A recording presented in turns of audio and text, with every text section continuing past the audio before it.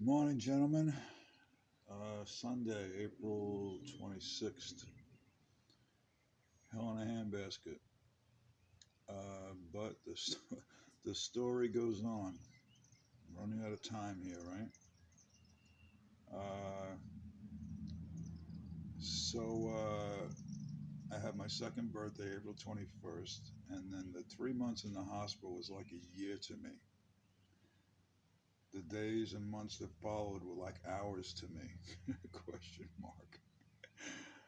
So I was working shipping job with Hank, going to church, back to college, hanging out with Johnny Fick, working out to beat the band like an animal I was. I took poor Lewis to the gym with me one time. He couldn't walk the next day. His family had to dress him for a wedding. That's how I worked out. Back to college, uh, Suffolk, another stab in a 40-year college career.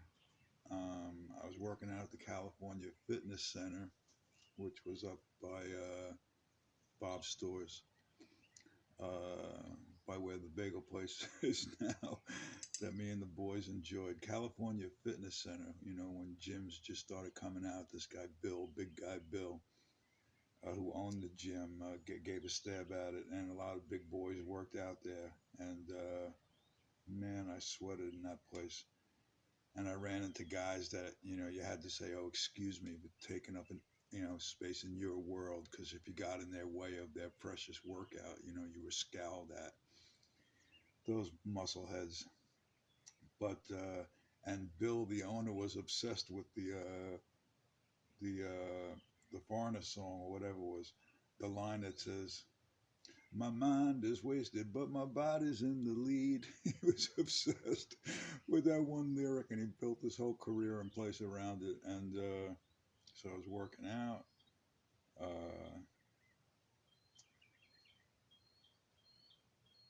Joined the band Endless Sea in 83 or 82. I was 20, I was 21, I was 22 in my first life. I was 3 years old in my second life.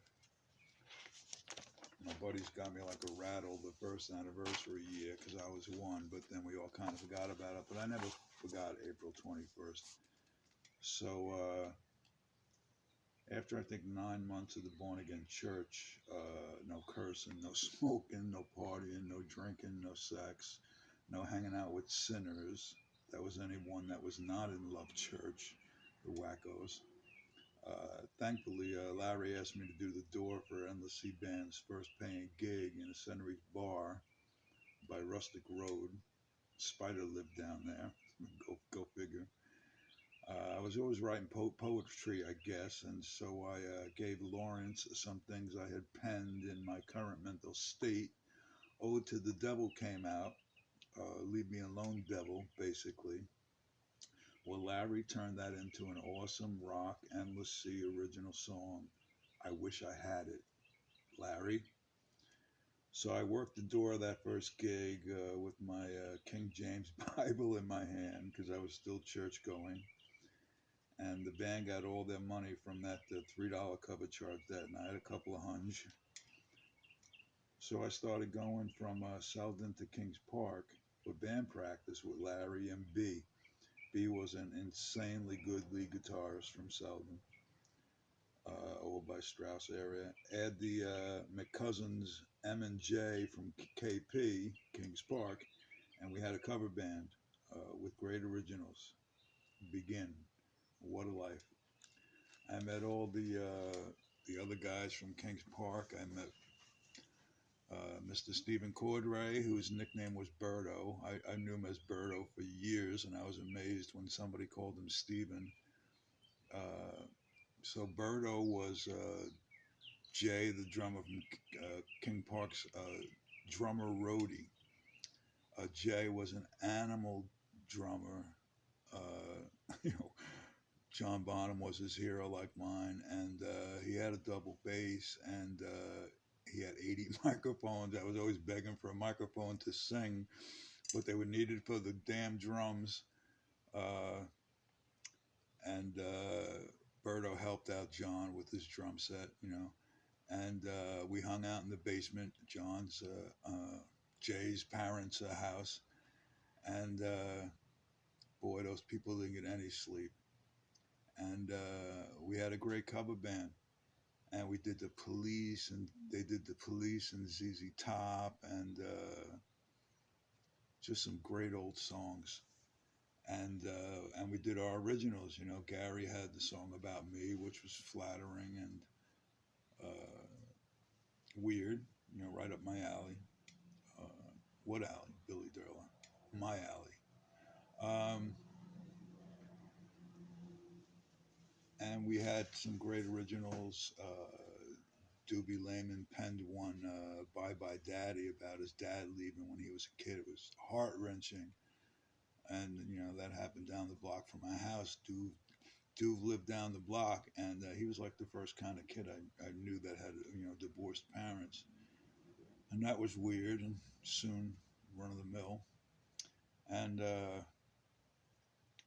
Dewey was involved. Dewey was like the sound man, and the flash plot, the flash pot man at the Mad Hatter. We did flash pots one time. That was insane, and we got a picture of it on the front of the CD I have somewhere in the Museum of Bars.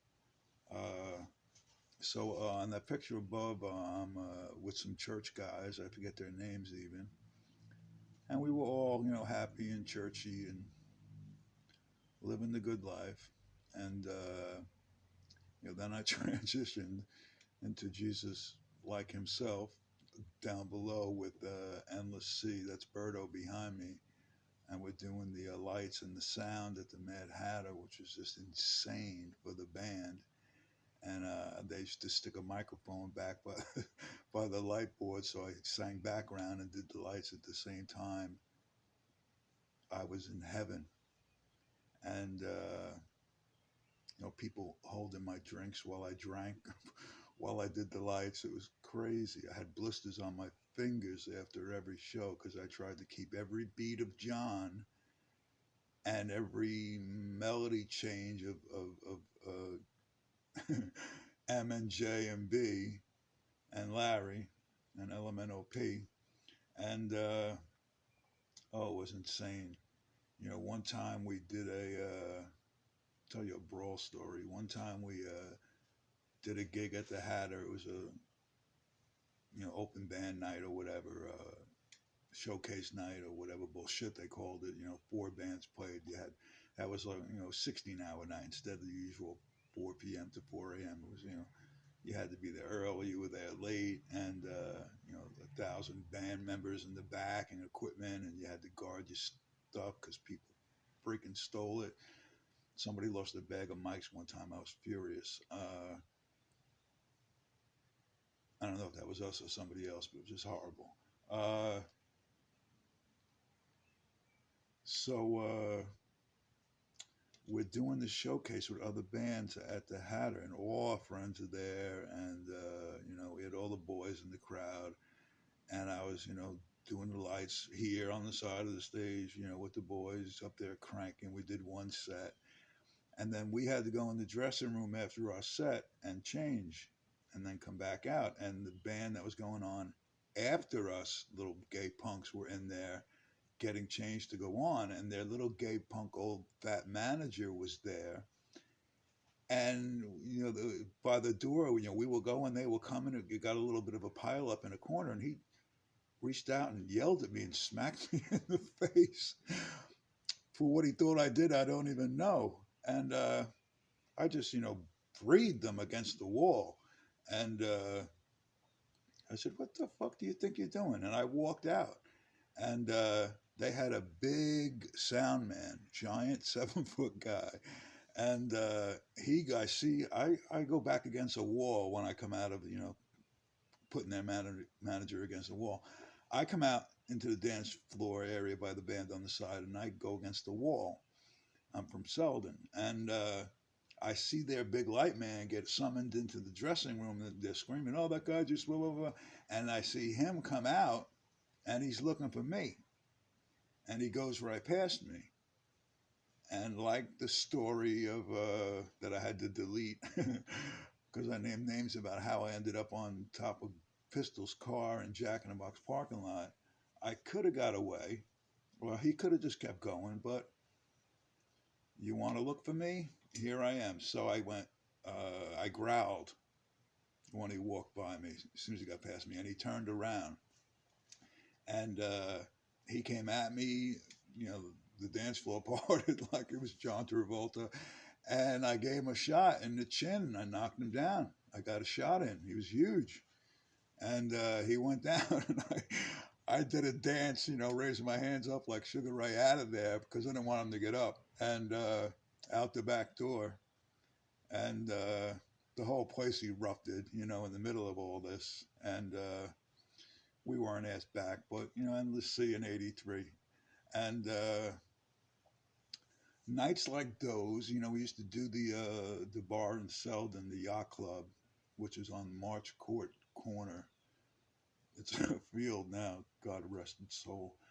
The first gig we had there, I needed to put up a light rack. We didn't have a light rack. We had a rock and a stick, and there was a ladder, a wooden ladder with the round spindled legs on it, steps on it.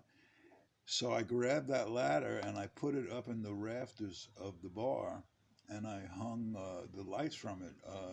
J and M had some. They absconded with some stage lights from where I would say, but they ended up with a bunch of giant ass stage lights. And I had one of their friends was an electrician. He made me a light board, a rude elementary light board with, you know, wall switches, 6 or 8 wall switches. And if you left the lights on too many at one time, you would blow the fuse in the bar, and I'd have to run downstairs, out the front door, down the casement steps, into the dark boiler room, and hit the breaker, which I found in advance, and turn the lights back on. That was fun. But anyway, you know, I did the lights, and I used to do the lights on B, the guitar player. I knew every note what was coming, and I would hit him with a white hot spotlight a split second, a nanosecond before the note would come, you know. And he said to me one time, he's like, "Bobby, I don't know who's playing the guitar, you or me," which was the greatest compliment a light man could get. And I would follow the drums with one hand and follow Brian on the guitar, or the melody changes with the other hand. Crazy. And the band would just kick butt, and the crowds loved the originals. Bye Bye Daddy, Gonna Be Late, Ode to the Devil. Just some great songs. Compassion and Compulsion, which I played for you earlier. Uh, just a great time. And that was me down below, round two. And my next chapter is going to be just pictures of those times, of which I'm blessed to have many pictures of those times. Well, not that many. And I'm going to play some sea music for my next chapter. That's my story, and I'm sticking to it. Peace. Stay safe. Love you.